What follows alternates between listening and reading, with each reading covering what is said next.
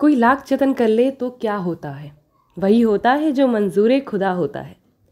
ये मेरा वृंदावन का दूसरे दिन का अनुभव जो मैं आपको सत्य प्रसंग के रूप में बताने जा रही हूँ। कहाँ बांके बिहारी के दर्शन पर जा रही थी और कहाँ पुलिस स्टेशन पहुँच गई। चली थी अपनी दोस्त के साथ, अपने लड्डू गोपाल के साथ, अपने बेटे के साथ, और वापस लौटी तो पुलिस के साथ।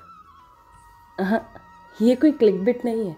इस प्रसंग को सुनिए, और अगर मेरी बातें खरी ना लगी तो कमेंट पे कुछ मर्जी लिख के जाइएगा, वरना लाइक पे क्लिक कीजिए, क्योंकि मैं मानती हूँ पैसा कमाना, व्यूज़ बढ़ाने से ऊपर है अपने अनुभवों को उन लोगों तक पहुँचाना जो कृष्ण की भक्ति में विश्वास रखते हैं, जिनका विश्वास प्रगाढ़ है, जैसे मेरा था। तो शुरू से शुरू करें तो हुआ कुछ यूँ कि हम मथुरा से चले वृंदावन पहुंचने के लिए। सुबह जल्दी निकले क्योंकि मन में था कि जल्दी पहुंचेंगे, भीड़ कम होगी तो भगवान के दर्शन हो जाएंगे, अच्छे से दर्शन करेंगे, फिर पूरा दिन हमारा। अब ये तो हमारा सोचना था, बांके बिहारी ने क्या सोचा था वो मुरलीधर ही जाने। इच्छा पूरी करने से पहले न जाने कितने एग्ज़ाम लेने के लिए वो बैठा था, वो हम क्या जाने। हुआ कुछ यूँ कि हम बस स्टैंड से हमने रिक्शा ली और रिक्शा लेकर सीधा पहुँचे बांके बिहारी के गेट नंबर 2 के पास बने हुए जूते रैक पे। अपने जूते खोले, मेरी मित्र ने, मैंने और मेरे बेटे ने। उसके हाथ में मेरे लाला थे 10 नंबर के, जो थोड़े वज़न में भी थे। हमने आगे बढ़ते गए, बड़ा उत्साह था मन के अंदर। राधे राधे बांके बिहारी, राधे राधे श्री राधे करते हुए बस आज दर्शन हो ही जाएंगे, इसी की उम्मीद थी, और उम्मीद से खरे उतर भी रहे थे। चलते गए। बेटी की तबीयत थोड़ी ठीक नहीं थी मेरे, तो हमने माला खरीदी 50 रुपए की एक माला, और ये उन्होंने बोला कि आगे चल के तो 100 की मिलेगी। तो यही सोचकर कि यहीं से ले लेते हैं, हमने 3 मालाएं खरीदी, और 3 मालाएं खरीदते हुए वो माला भी मेरी दोस्त ने ही अपने हाथ में रख ली, और मैं मेरे बेटे को गोद में लेकर चलती चली। अब एक जगह पे मेरा बेटा थक गया, मैंने उसे उतारा गोद से, थोड़ा विश्राम किया। दोस्त साथ ही थी तब तक। जब पलट के देखा तो ना दोस्त थी ना मेरा लाला, एक बस रह गया था गोद में, तो मेरा खुद का बेटा। अब आप समझ सकते हैं, जो कृष्ण भक्त हैं, जब अपनी आंखों की नज़रों से थोड़ी देर के लिए भी लड्डू गोपाल इधर से उधर हो जाएं तो ऐसा लगता है जैसे किसी ने कलेजा निकाल लिया। बस वैसी सी परिस्थिति हो रही थी, और केवल लड्डू गोपाल के लिए नहीं, उस दोस्त के लिए भी जो केवल 24 साल की है। किस तरह से इतनी भीड़ में मेरे बांके बिहारी मेरे लड्डू गोपाल का ख्याल रख पाएगी? कहीं उसके हाथ से वो गिर गए तो, कहीं कुछ और प्रॉब्लम हो गई तो मैं क्या करूँगी? बड़ी उम्मीदों से उन्हें लिया है। बस यही सोचते मेरा मन, मैं आगे आगे भीड़ में जा रही थी। और आप मानेंगे नहीं, जितना पास हम बांके बिहारी के पहुंच रहे थे, भीड़ उतनी ही बढ़ती जा रही थी। लोग एक दूसरे को कुचलने को तैयार थे। इंसान आज इंसानियत भूल गया था कुछ ही देर के लिए, शायद बांके बिहारी के प्रेम में मग्न समझिए। समस्या अकेले के साथ नहीं होती, समस्या होती है जब आपका बच्चा आपके साथ होता है, और ऐसी सी कुछ समस्या मेरे साथ हो रही थी। बच्चे की तबीयत ठीक नहीं थी, चलने को वो तैयार नहीं था, और मेरा शरीर भी ऐसा ही है कि ज़्यादा देर तक उठा नहीं सकता बच्चे को। तो बस हमें फिर भी दर्शन की आस थी, इसीलिए हम चलते रहे। जब मैं गेट नंबर 2 से अंदर गई प्रवेश द्वार में, तो मैंने देखा एक भवन है, भव्य भवन, जिसमें बस लोग ही लोग हैं, भीड़ ही भीड़ है। ना कहीं मेरी दोस्त दिख रही है, ना कहीं मेरा लाला। बेटे को गोद में लिए मैं आगे बढ़ी, बड़ी कोशिश की, आगे बढ़ती गई। सीढ़ियाँ ऊपर चढ़ी तो जैसे मान लीजिए कि कोई मुझे धक्का दे रहा हो पीछे के। मैंने वो भी मान लिया, मैंने अपने बेटे को लिया और मैं सीढ़ियों से नीचे उतरती हुई गार्ड के पास पहुंची कि मुझे बाहर के रास्ते भेज दो, ये दर्शन मैं ना कर सकूंगी। लेकिन फिर वही इंसान है, एक बार मन में आया कि क्यों ना एक बार फिर कोशिश की जाए, और ऐसा करते हुए मैं फिर सीढ़ियों से नीचे उतरी, हिम्मत बांध के बेटे को गोद में लिया, बांके बिहारी की सीढ़ियाँ चढ़ी। लेकिन बेटे की कंडीशन ठीक नहीं थी, औरतों की लाइन में लगी, मगर औरतें भी एक दूसरे को कुचलने को तैयार। अगर आप कहीं फंस गए तो ना आप आगे जाने बन रहे थे ना पीछे आना। यही सोचकर मैंने जो साइड में छोटा सा मंदिर है वहाँ अपने बेटे को खड़े रहने को बोला थोड़ी देर, जो केवल 4 साल का है। और सोचा कि एकमात्र दर्शन हो जाए ना मुझे उस बांके बिहारी के, तो शायद मेरा जीवन सफल हो जाए। लेकिन ये तो मैं जानती थी कि इतनी आसानी से कुछ नहीं होने वाला, क्योंकि मैंने किसी महापुरुष से सुना है कि भगवान के अगर आप प्रिय हैं तो लोग आपको धक्का मार कर उनके दर्शन, उनके दरबार से भी बाहर निकाल देंगे, दर्शन होने ना देंगे। तो यही मानते हुए मैं कोशिश पे लगी हुई थी, मगर हुआ वो यूं ही जो मैंने सोचा था। लोगों ने मुझे दर्शन ना करने दिए। मैंने इतने जतन किए, बाल दिखे लेकिन चेहरा ना दिखा। अंततः मैं हताश हो गई, आंखों से झरझर झरझर आंसू बहने लगे, क्योंकि आज परिस्थिति ये थी कि ना मेरे पास मेरे लड्डू गोपाल थे, ना मेरी दोस्त, ना मेरा बेटा, और जिस जतन के लिए मैंने ये सब त्याग रखे थे मेरे भगवान, वो भी मुझे अपने दर्शन नहीं दे रहे थे। तो इंसान ही हूँ, भावुक हो गई और रोने लगी। इतना रोई कि कोई हिसाब नहीं। लोग इधर से देख रहे, उधर से देख रहे, मुझे शायद उस समय कोई होश ना था। मुझे कुछ समझ नहीं आ रहा था, मैं बस रो रही थी।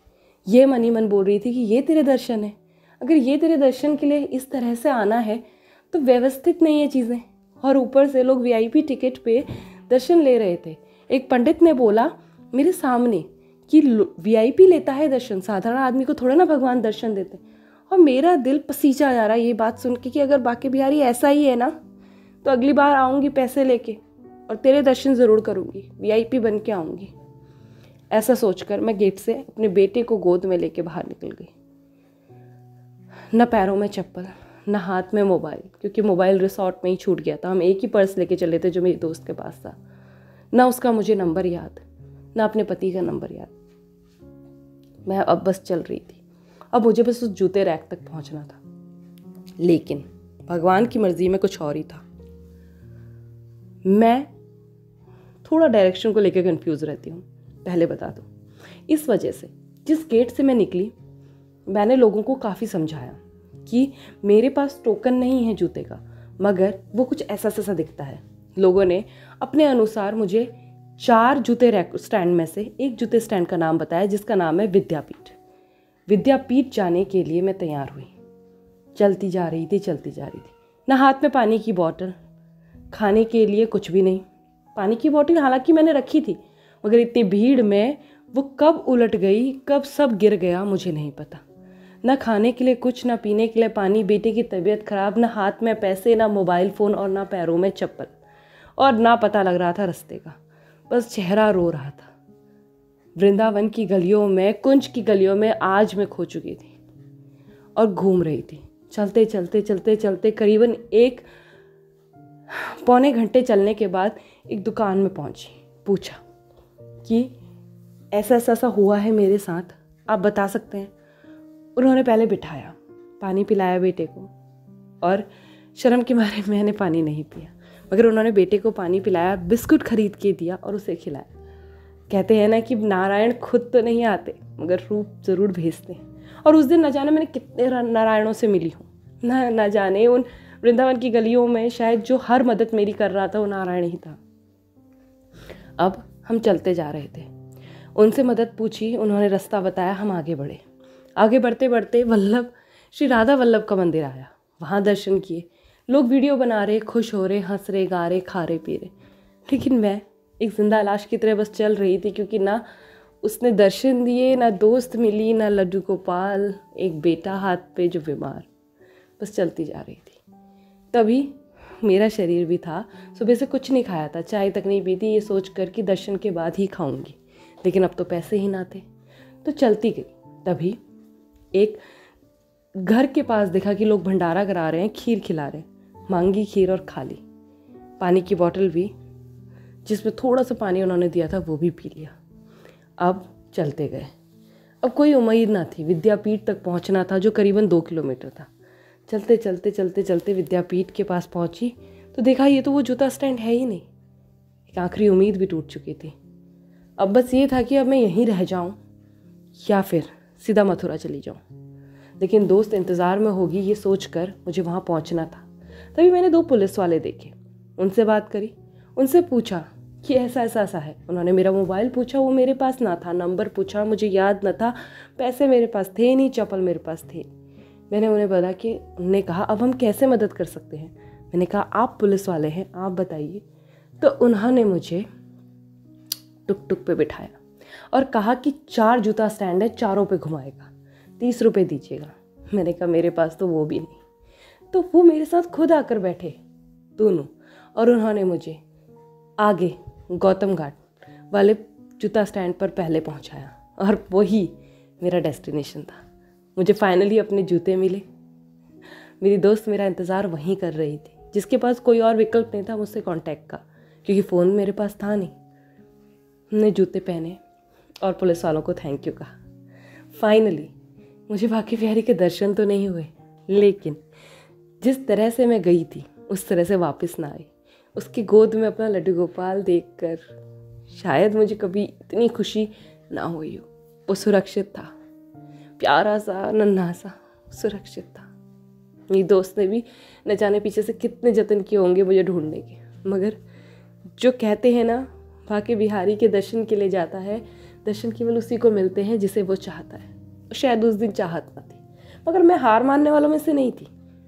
12 बज चुके थे, गेट बंद हो चुका था, लेकिन मैंने निश्चित किया मैं कल शाम को फिर आऊँगी, और ऐसा किया भी। तो वो मैं आपको अगले प्रसंग में बताऊंगी कि बांके बिहारी के दर्शन मुझे हुए या नहीं। लेकिन ये सत्य प्रसंग आप सोचकर कहानी ज़रूर समझ सकते हैं, मगर मेरे साथ बीती है तो मेरे भाव समझने में आपको आपत्ति नहीं होगी। आज का सत्य प्रसंग यहीं तक। ममता चौहान की तरफ से जल्द लौटूंगी एक अच्छे सत्य प्रसंग के साथ। तब तक अपना, अपने परिवार का ख्याल रखिए। लगे रहिए लड्डू गोपाल की भक्ति में। कमेंट में लिखते हुए जाइएगा, श्री कृष्णा, राधे राधे।